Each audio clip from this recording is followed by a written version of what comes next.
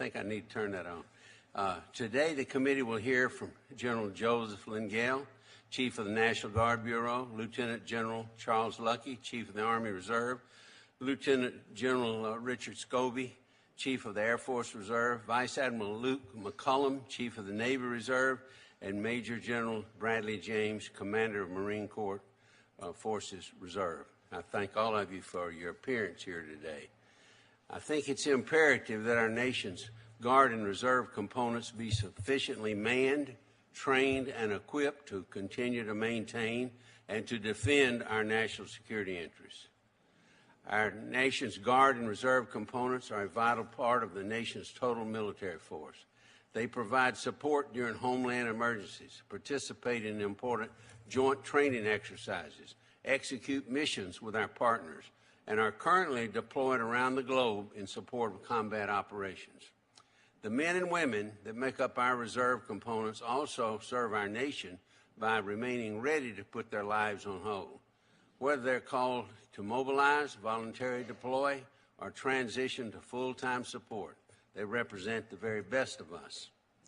And as we wrestle with responses to recent national disasters and deployments to our southwest border, it's also important to highlight the unique flexibility offered by the National Guard. Their ability to operate through dual-status commanders provides an invaluable link between state and federal authorities. As we evaluate the request for resources for fiscal year 2020, I think we have to look forward to updates on disaster response and border efforts. But we would also like to focus on how this budget reflects the new National Defense Strategy, and in particular, how it proposes to modernize our forces to compete and win against peer competitors. We all look forward to your testimony here today, your written testimony. All of it will be made part of the record without objection in its entirety. Senator Durbin, I understand, will be joining us in just a few minutes, and his remarks will be made part of the record. General Lengyel, we'll start with you. Chairman Selby, sir, thank you. Thank the Vice Chairman Durbin and distinguished members of the subcommittee. It is a pleasure for all of us to be here today and would submit our remarks for the record at this time. The National Guard consists of nearly 450,000 citizen soldiers and airmen. They represent the finest National Guard force in our history, and I'm honored to represent them along with their families, their communities, and their employers who support them. The National Defense Strategy outlines the priorities for our military to deter war and protect the security of our nation. My focus remains our three primary missions: the warfight, defending and securing the homeland, and building enduring partnerships. Each one of these missions directly support the National Defense Strategy. In the warfight, on any given day, approximately 30,000 men and women of the National Guard are mobilized in support of every combatant command around the globe. Our soldiers and airmen work with allies and partners to compete against adversaries below the threshold of armed conflict, to expand our nation's competitive space, and to ensure we maintain our advantage. We are poised in regions where our men and women are postured to delay, deter, and deny adversarial aggression. The National Guard is prepared to surge and expand its support in times of war, and we are always there and always ready here in the homeland. As the space domain increasingly becomes a warfighting domain, our Army and Air National Guard space units are vital to the parent services. As with our units in the Army and Air National Guard, it is imperative our space units remain aligned with their parent services, including any potential future Space Force. In the homeland, the National Guard has, on average, 10,000 soldiers and airmen conducting homeland operations every day. Your Air National Guard fighter wings are protecting our nation's skies in 15 alert sites around the country, including the skies over the Capitol here today. Our cyber units continue to protect our networks from malicious cyber attacks. 27 of our state's National Guard cyber units were on duty and provided support during the most recent elections to ensure their integrity. The National Guard is also critical to our nation's ballistic missile defense as proliferation of missile technology continues to expand. On top of all of this, the National Guard is ready to respond to emergencies such as hurricanes, wildfires, flooding, as well as assist law enforcement during times of civil unrest. Missions that the National Guard performs with little or no notice. Last year, the National Guard was called up 195 times to respond to homeland emergencies. Our presence in communities around the nation uniquely posture us to respond when our communities need us. The National Guard's success in the warfight and homeland operations is a direct result of the enduring partnership we build with the international, federal, state, and local partners.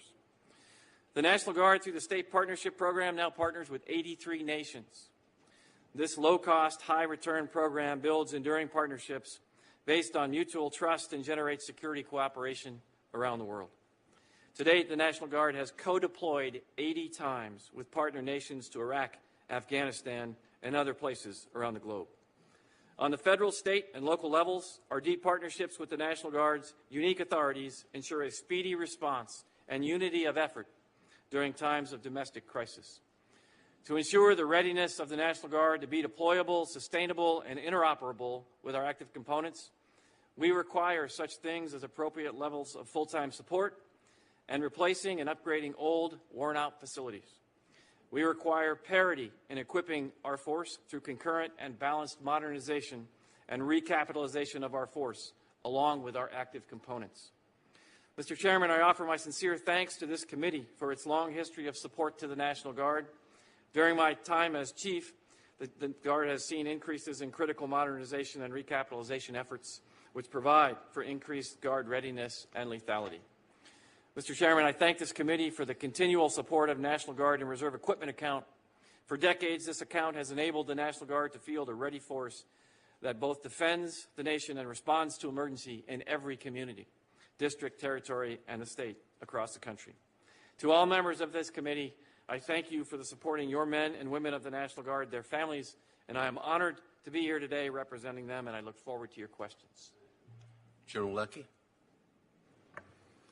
Mr. Chairman, Ranking Member Durbin, distinguished members of this committee, I appreciate again the opportunity to represent before you this morning the 200,000 soldiers, civilian employees of America's Army Reserve. Thank you for the opportunity to be here and for your continued support as we build and support our soldiers, families, and employers and developing the readiness that the nation requires. In preparing to meet the challenges of new evolving threats around the world, your Army Reserve continues to train, organize, and posture itself to identify early deploying formations, aggregate additional capabilities, and move quickly to accomplish post-mobilization training tasks in order to meet the warfighter's time-sensitive requirements. This construct, Ready Force X, remains the way in which we focus energy, optimize our processes, and prioritize our resources to deliver capabilities at the speed of relevance for a major war. Early deploying RFX formations and capabilities need to be able to move quickly, in some cases in days or weeks, in order to support the joint force in any significant conflict or demonstration of national resolve.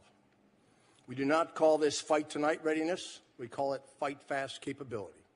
Over the past year, we've expanded and refined this construct, and we are more ready than ever.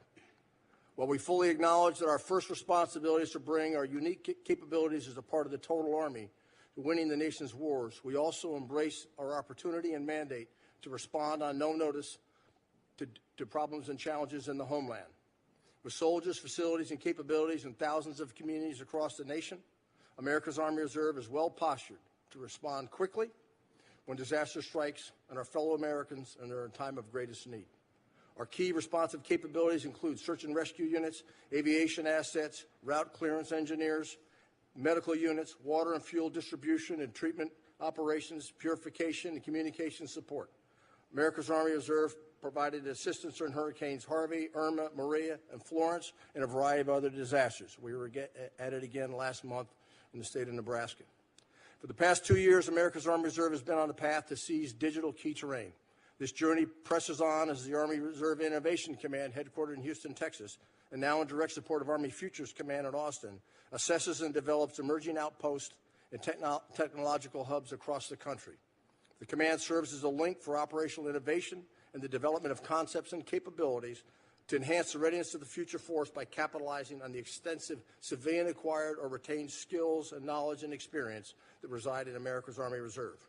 We're uniquely positioned to support the Army in staying on pace with rapidly emerging trends or opportunities in the private sector while also providing a potential pool of on-demand talent for Army Futures Command. As it pertains to cyberspace operations, we remain steadily on glide path to establish 10 cyber protection teams in key locations around the country, such as San Antonio, Boston, Pittsburgh, and the Bay Area in California. Army Reserve cyber soldiers bring unique skills and experience to the force from their civilian occupations, drawn from over 40 corporate, financial, and academic institutions, and they provide direct support to Army Cyber Command and other governmental agencies. Additionally, the Army Reserve recently entered a partnership with the Army Cyber Institute at the U.S. Military Academy at West Point, and we will work together in program research. We remain grateful to Congress for passing of the fiscal year 19 Defense Appropriations Bill and ensuring consistent and predictable funding, which will build Army Reserve readiness and support modernization. Finally, we've been able to leverage the congressionally provided National Guard and Reserve equipment appropriations, NAGRIA, to purchase key systems and tactical vehicles, including the Joint Light Tactical Vehicle, weapons firing simulators, wet gap crossing equipment, and to integrate dual-purpose capabilities that can be brought quickly to bear, not only in wartime, but also to support our fellow citizens in the aftermath of a homeland disaster. As I have testified previously, there is an inherent challenge in the